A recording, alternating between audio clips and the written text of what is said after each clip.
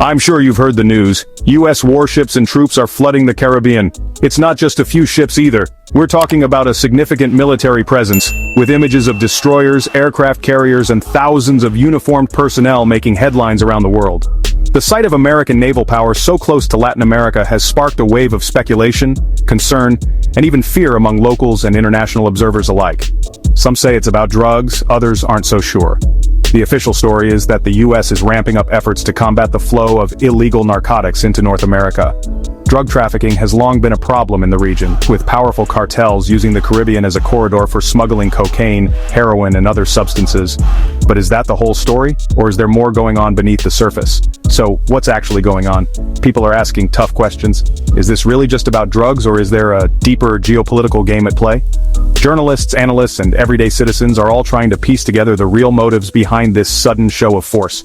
Right now, the U.S. has sent at least 7 warships, a nuclear submarine, and over 4,000 Marines and sailors near Venezuela's waters. This isn't a routine patrol, it's one of the largest U.S. military deployments to the region in years. The presence of a nuclear submarine in particular has raised eyebrows, suggesting that the U.S. is prepared for a wide range of scenarios, from interdiction operations to potential conflict. Officially, the White House says it's all about stopping drug cartels. At press conferences, officials point to the billions of dollars lost to the drug trade and the violence it brings to American streets.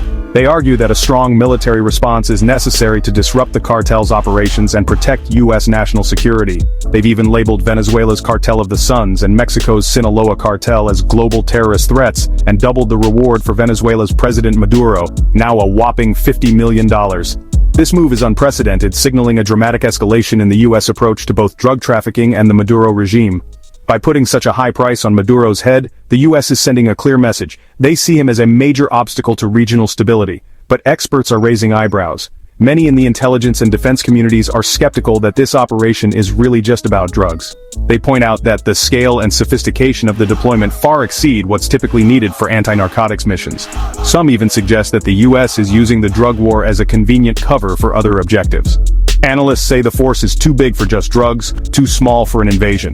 It's a classic case of military ambiguity.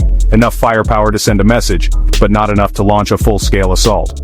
This has led to speculation that the U.S. is trying to keep its options open, ready to escalate or de-escalate depending on how the situation unfolds. And most cocaine trafficking actually happens in the Pacific, not the Caribbean. So, what gives? If the real goal is to stop the flow of drugs, why focus so much attention on the Caribbean? Some believe it's about sending a political message, not just intercepting shipments. Some call it gunboat diplomacy, classic pressure tactics against Maduro's regime. By flexing its military muscle, the U.S. hopes to intimidate Venezuela's leaders and signal to the world that it's serious about enforcing its policies in the region. This kind of show of force has a long history in American foreign policy, dating back to the early 20th century. Venezuela's government, meanwhile, is calling the U.S. move a pretext for regime change. Officials in Caracas accuse Washington of using the drug war as an excuse to interfere in their country's internal affairs. They warn that any attempt to destabilize the government will be met with fierce resistance, both from the military and from loyal supporters. They've mobilized millions of militia members and rolled out new military drones. The Maduro regime is putting on a show of strength, determined to prove that it won't be intimidated by foreign threats.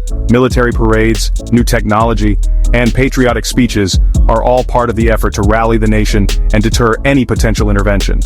Locals and leaders across the Caribbean are watching closely, wondering, is this real protection, or something else entirely?